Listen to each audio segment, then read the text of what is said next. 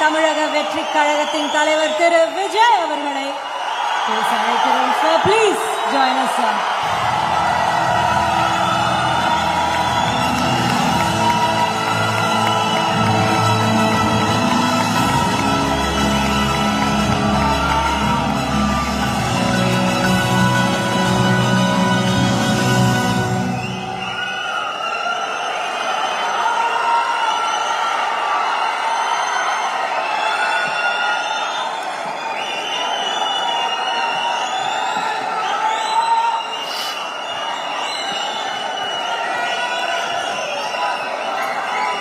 எல்லாருக்கும் வணக்கம்.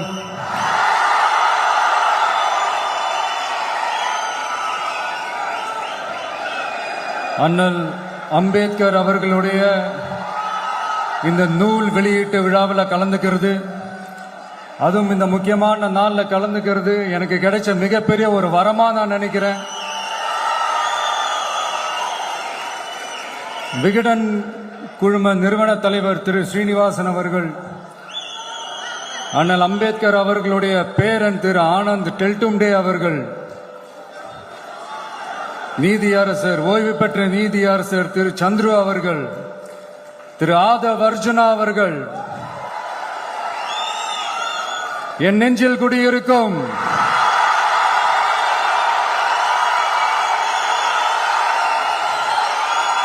என்னுடைய நண்பா நண்பிகள், தோழா தோழிகள்,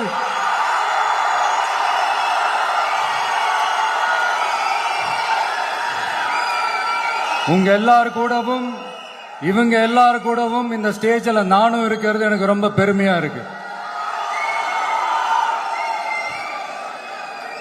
முக்கியமா இப்படி ஒரு ஃபங்க்ஷனை ஏற்பாடு பண்ணி எனக்கு அந்த வாய்ப்பை கொடுத்த விகடன் குழுமத்திற்கு என்னுடைய மனமார்ந்த நன்றிகளை தெரிவிச்சுக்கிறேன்.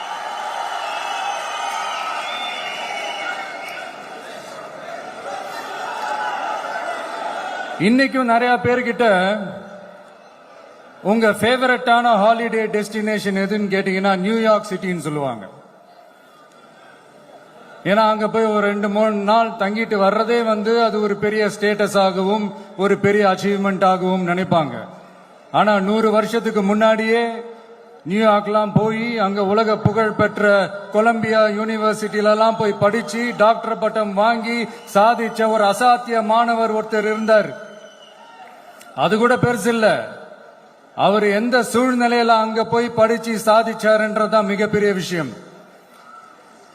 அன்னைக்கு அந்த மாணவரை, நீ இந்த சாதியில பிறந்திருக்கிற, உனக்கெல்லாம் படிக்கிறதுக்கெல்லாம் தகுதி இல்ல, நீ எல்லாம் எதுக்கு ஸ்கூலுக்கு வர, அப்படி இப்படின்ட்டு அவர் வாழ்ற சமூகமே அவரை தடுத்துச்சு. அதையும் மீறி அந்த மாணவர் பள்ளிக்கூடம் போனா சக மாணவர்களுடன் சரிசமா உட்கார்ந்து படிக்க அவருக்கு அனுமதி இல்லை. தாக எடுத்தா தண்ணி கூட குடிக்க முடியல. அப்படி அத்தனை சக்திகளும் அவருக்கு எதிராக இருந்தது. ஆனா ஒரே ஒரு சக்தி மட்டும்தான், நீ படி, எத்தனை தடைகள் வந்தாலும் படி, தொடர்ந்து படி அப்படின்னு சொல்லிக்கிட்டே இருந்தது. அதுதான் அந்த மாணவருக்குள்ள இருந்த அந்த வைராக்கியம்.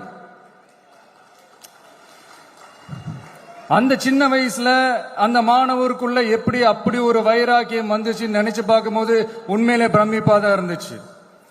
அந்த வைராக்கியம் தான் அந்த மாணவரை பிற்காலத்துல இந்த நாட்டோட ஒரு தலை சிறந்த இன்டெலெக்சுவலா டிரான்ஸ்ஃபார்ம் ஆகிறதுக்கும் காரணமா இருந்துச்சு. எனக்கு தெரிஞ்ச உலக வரலாற்றிலே இப்படி ஒரு டிரான்ஸ்ஃபார்ம்